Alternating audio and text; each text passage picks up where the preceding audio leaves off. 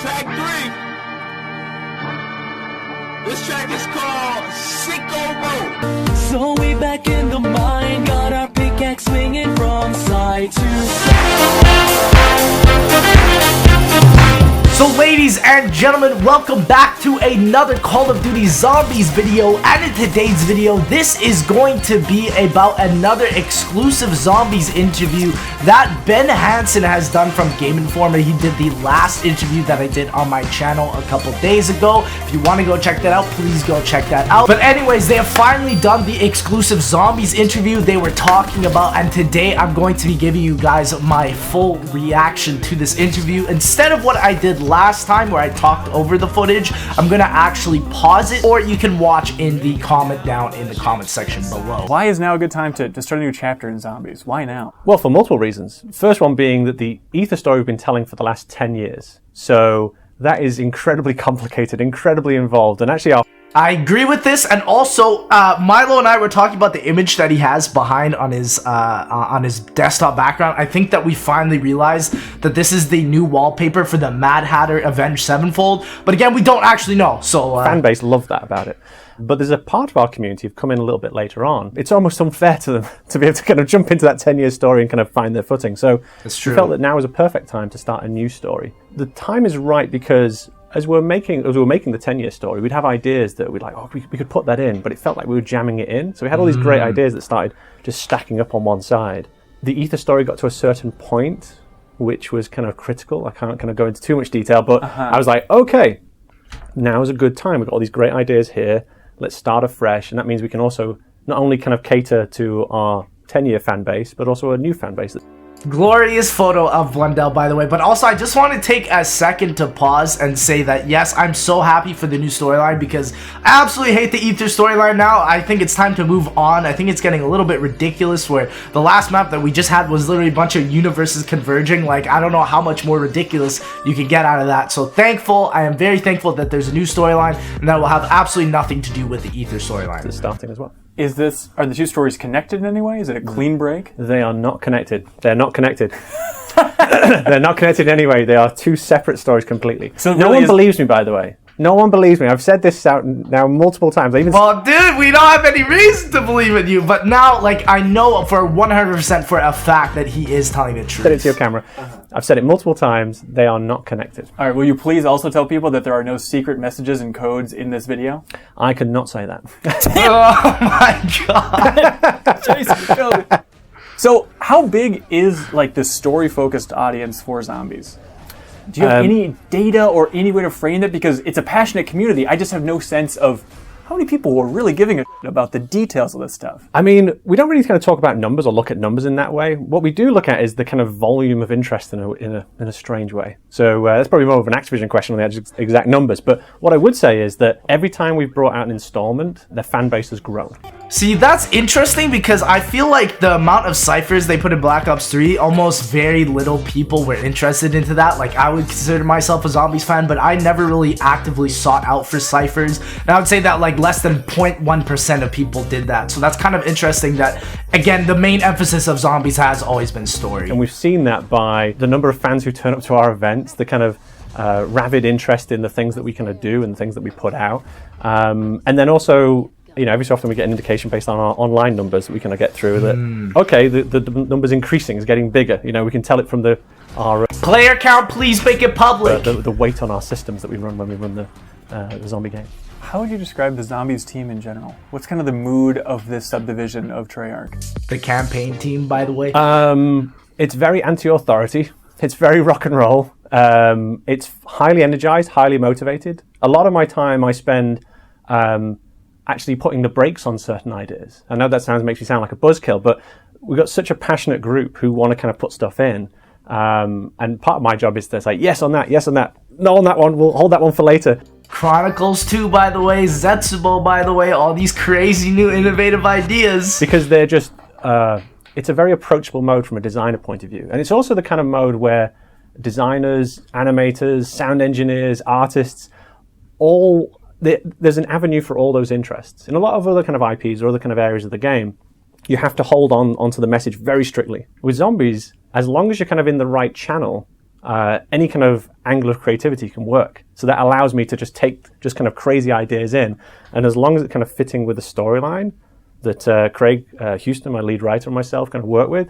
Chaos storyline, by the way. Also, I love the close-ups. Then we'll let it in. Now again, we don't actually spell out to our team every aspect of the storyline either. So that's why they just throw ideas in, and then we'll say, oh, that fits, or that doesn't fit. Man, they don't even tell the storyline to their own devs. What the fuck? So it's an interesting way how we actually develop it internally as well. Do you ever second guess how much you actually understand the storyline yourself? Are you ever just in the shower in the morning going like, what was that detail again? Oh, it doesn't matter. Yes, and that's why we have a writing department. We actually have one of our guys in the writing department who was responsible for putting together the zombie timeline, which Took is him a month. huge kind of sprawling, I would say mess, but it's kind of... Also, by the way, boys, I don't know if you've noticed on his sweater, but I'm pretty sure those are the 4 factions that he was talking about. That's kind of interesting that we can actually see them and their icons now. And apparently, these are going to have a big role in zombies. I just noticed that on his sleeve right there. So pay a little bit closer attention to that, and maybe we'll see something else with it. Map of story information we've done over the kind of 10 years. And both Craig and I will go and see him to actually ask him if an idea we're having fits. Because he has it all stored in his head. Because we have to go and sit down and look it all up and double check it, and he can say, "Yep, yes, Max's was there at that time at this point." Dude, can you imagine? That man must literally be the Milo of Treyarch, though. Like, Milo's the Milo of the zombies community, right? He knows everything, but Milo is not the Milo at the Treyarch community. I don't even know what I'm saying, but that guy, too much knowledge. It just, from the presentation, it feels like an experimental art narrative project between you and the community that just happens to be funded by one of the biggest video game franchises in the world. Yeah, don't tell him. I know they're sitting off camera, but don't tell them.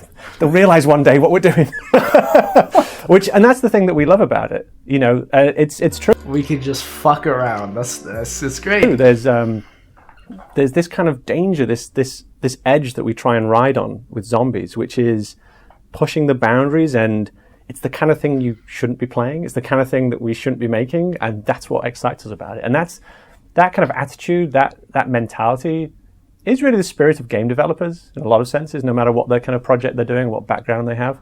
And zombies is the perfect outlet for that. Can you talk a little bit about where 9 came from? No.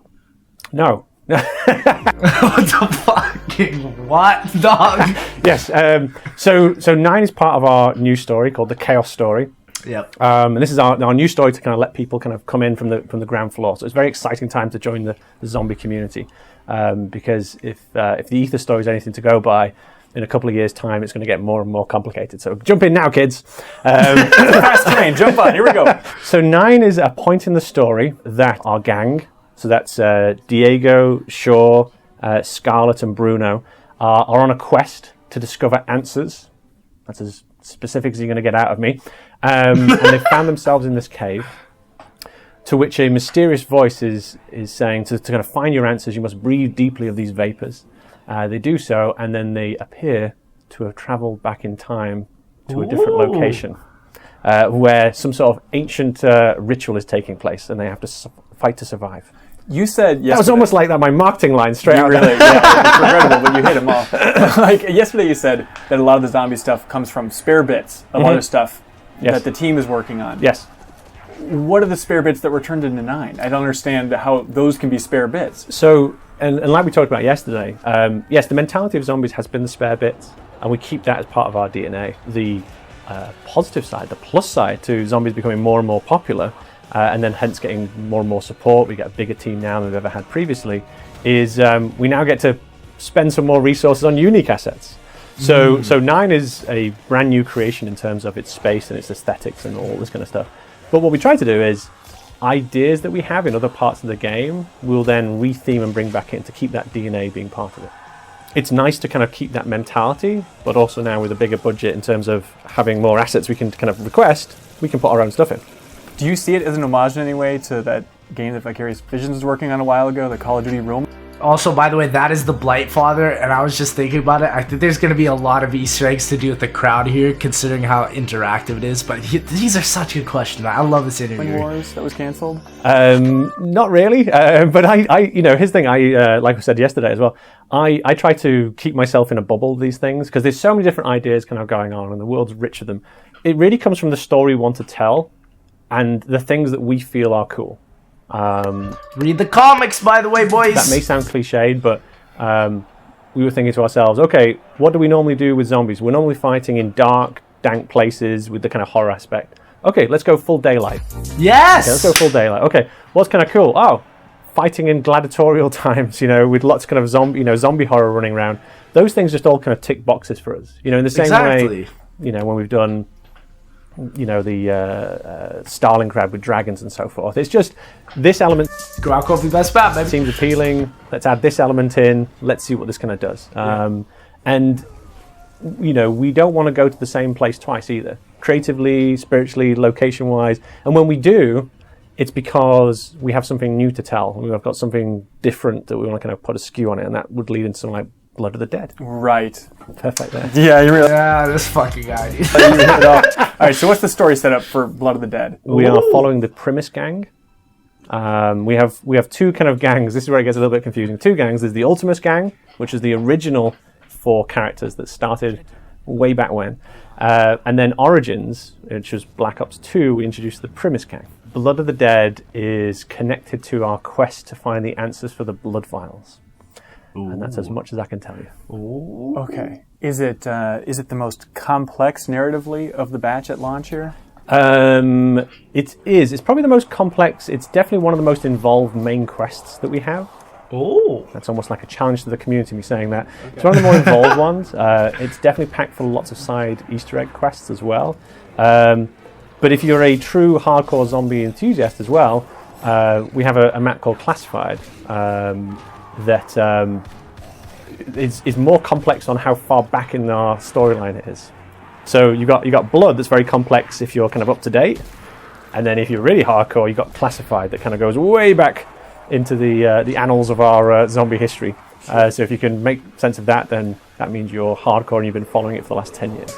Wow. So I think Classified is going to be that story that appeals mainly to the people that are playing Black Ops 1. Oh my god, like 10-year-old boys. Like all those boys got to be like at least 20 or 30 by now. Like it's very exciting. He's actually giving some final details about Classified for once.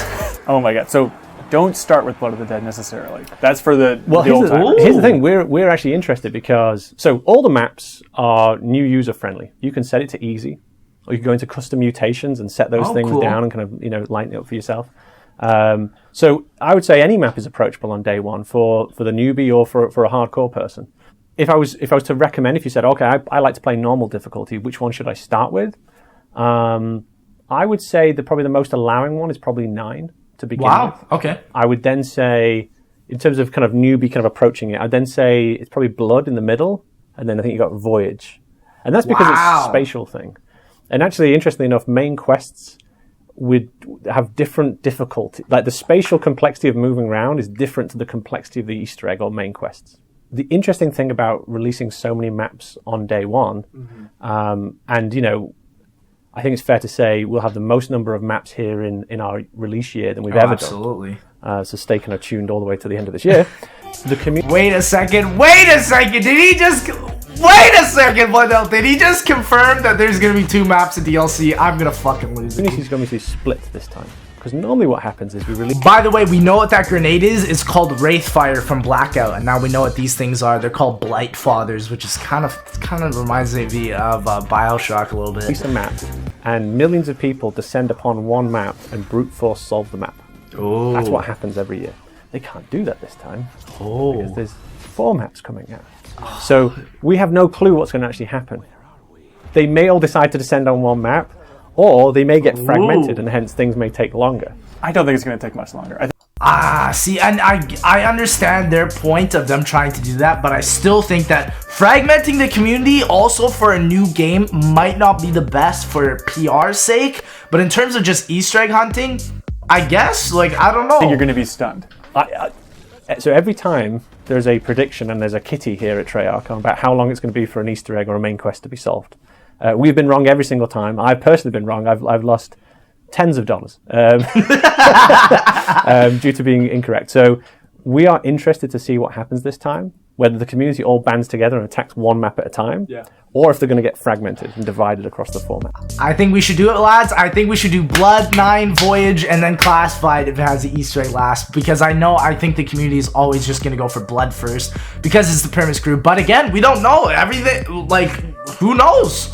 With the community tools, could you see expanding that more and more in the future and letting people upload their own stuff? It's really interesting. So, talking about if you have a custom mutation, saving that off, being able to share that with your friends, these are all things that we're talking about. Again, based on the interest, based on how people are engaging with the game, we're going to keep on supporting all the way through and adding new features. And certain kind of features that we've talked about, we're going to expand further or roll out and release as we kind of go. So that's unique from how we've done zombies in the past. In the past, it's been, here's your release, there's an update every so often, and then you go into the DLC maps. This time, we're actually keeping our team full-time engaged and actually rolling in more and more features. So, sometimes it's really interesting. Whenever we put out a beta, it's always like, well, here's the leaks. Here's the top leaks from Black Ops this year. You never know. Some of those leaks may be future releases rather than day one releases. They all get excited about stuff when they find something in the code, but you never know, especially in this project. Do you see an end goal for zombies? Like, you emphasize killing you. I understand that. No. But conceptually, it seems like it came from the community. The spark was ignited by the community. With the community tools, do you want to grow that to a place eventually where you can just hand it all back to the community of, you guys make your own stuff, upload your own stories, it's yours anyway? I think, as long as the community's got interest in what we're doing, then there's a bright future and keep on doing zombie stuff. In terms of the power they want, if we were hearing that loud and clear, absolutely. The reason why we put custom mutations in, the reason why we did the Treyarch authenticity stamp system, was all to encourage more community-based engagement. Right, absolutely. I heard complaints about, I've done this, how do I prove this? They're currently having to share multiple hours of video files to prove that they got the highest round, or they did something without something, and then some poor guy has to sit there and scrub through the video. So giving them the tools, giving them the ways to kind of compete with each other, engage with each other, have different kind of competitions, seems like giving back to the community what they were all naturally doing. I'd hear about first room challenges, for example, something that we never put in the game, never intended. And what they do is they'll play the game and they won't open the doors. They'll stay in the first room and see how high they can get on rounds. So with the custom mutation system, we actually bake that in so that you can actually manufacture that. You can create your own first room challenge within the system and then get a certificate to say that you did it. Right. So rather than having to have these which is huge. What do you say about the zombie rush mode? What is that all about? One of the modes we did back in Black Ops 2, it was called Grief, and there's a lot of interest in that. I've stated on record before that Grief would only come back at the point when I was happy with it. I think our first implementation was good, but I felt there was distance to be taken there, and so that's a still ongoing thought. But Rush mode is something that we thought would give the community that allows them to compete with each other in a more kind of arcadey fashion. So what it means is that you start off, you're playing, all the weapons are free, the doors kind of unlock as you kind of go along, so you don't have to worry yourself with the complexities of the zombie mode, so it's easy to kind of jump into, but allows, if we're playing together, it allows us to kind of collect these zombie points, and as we collect them, you see your name, almost like a kind of racing game, you see your name kind of going up the leaderboard. So there's kind of friendly competition about beating the other person. I see a lot of people sliding in and grabbing the points before the other person. It's an easier barrier for entry, and then it's competitive with their friends in a more casual way. Grief was very much kind of hardcore, like you're really trying to stiff the other person. This one's a little bit more casual. It reminds me a little bit of remember Gauntlet back in the day, I'm not totally sure how I feel about that, because I still think there's a huge amount of the community that really loved Grief, and personally I would have loved to see Grief come back, but this does sound fun. But man, just give us Grief. I know it's still not the most perfect game mode out there, but it was a lot of fun, and I think that competitive zombies mode, Grief might just end up being the closest way that you can get to it. So I don't know, at the end of the day I'm kind of just fine with it. So but if they add Zombies Rush and Grief at the end of the day, I don't know, I'll be happy. It's kind of, there's a friendly competition there, but grabbing the power-up or grabbing the ammo before the other person, there's a little bit of friendly competition. So that's what essentially Rush mode is. How are you feeling overall about starting a new story? Does it feel like, with the Vapor concept wide open, you could go anywhere with this? Is it an exciting time in the Zombies team? Absolutely. Again, being careful about not giving spoilers, but the way we're dealing with history, the way we're dealing with mythology, means that the door's wide open for wherever we need to go, whatever we want to do. Yeah. As creative individuals, that's the most exciting thing. You know, we did that with the Ether story. I think the main difference here with the Chaos story is that the way that it's initiated in the world and the way it also cleans itself up means that our understanding of history is preserved. Yeah, so basically what he's saying there is that there's no Ether storyline limitations, there's no 115, there's nothing like that.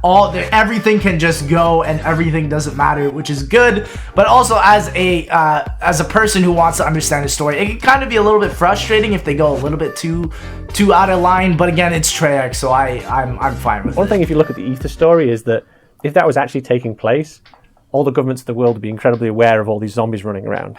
The way that the Chaos story works, it kind of happens, this kind of trial is released, and then after the trial is finished by everyone dying or them completing it, it cleans everything up. So what it means is we can preserve the normal passage in our understanding of history, but kind of insert it in the shadows, which is very much the Black Ops way. You know, when we started Black Ops 1, I think our marketing line was something like, you know, what you know is the truth, isn't the truth, or whatever. It's what you do in the shadow. Guys, I don't think you understand how huge of what he just said was. Basically, he was just saying that essentially the main game of Chaos, this all makes sense now. It's basically going to be about different world events or world histories, but our goal is to try and make it so that it happens. So maybe it's really interesting because with Voyage, maybe the whole point is for the Titanic to crash. Maybe we're not supposed to actually complete it, or maybe we try to, and in our completion we still don't get through it. Maybe in 9 our whole point is for a specific person to die or something, and then maybe we could get different world events. So like maybe that's crazy. I think that this is a huge way of doing it, a Zombies DLC storyline. I really like it. And that's essentially what the Chaos story is as well now. It means we can tell these zombie stories, have these fantastical things happening, but as long as no one's there to record it, then we can clean it all back up again, and the world can carry on. So it's very interesting. Because it's not really happening. Because no one saw it. Right. Or no one's aware of it. So something like the Titanic, yes, exactly, we're all aware of the disaster of the Titanic. Well, we're putting a twist on it and saying, yes, there was a zombie outbreak on there. Well, who's there to dispute me? You know, no one. So, that's how. Okay, so that's how the Chaos story works. Okay, so overall, bigger swings, crazier than anything you've done in the past. Is that the roadmap ahead? Yes. It's crazy by its peak rather than by its spaghetti. So Ether is complex because it's a multi-dimensional universe. I think I really like that because, again, the multi-universe is a little bit too much to understand for a lot of people, but I think that the way they're approaching this next one, where maybe the actual story and the characters aren't too complex, but the way that they accomplish something is, I think that's cool. And I think that if Treyarch does this properly, this could be very huge for the community. It's time travel. Plus, and multiple casts and multiple timelines. Right. This one's crazy by, it runs in a semi-straight line, if you will, but the insanity can get a lot higher. Right. Yeah. Okay, perfect. That's a terrible description. No, you got it. Okay. Why is it called 9? That's a very good question. Yeah. Answer. To be discovered. Okay. It's normally never on day one, I'll tell you that. Some of these ideas... Okay. You might have to be 6 months to a year later before you realize the significance of something like that. ADF GX Cypher, by the way. Really? Oh, yeah. And this is one of those cases? This is one of those cases. What would you say?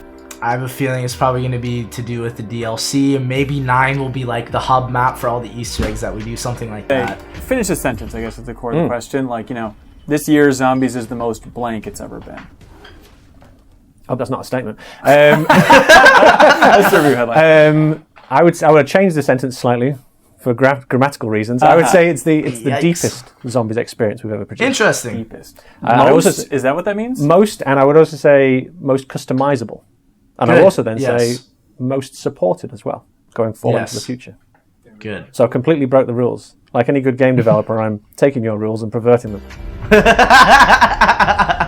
Well, that was actually a really good interview, guys. I'm surprised.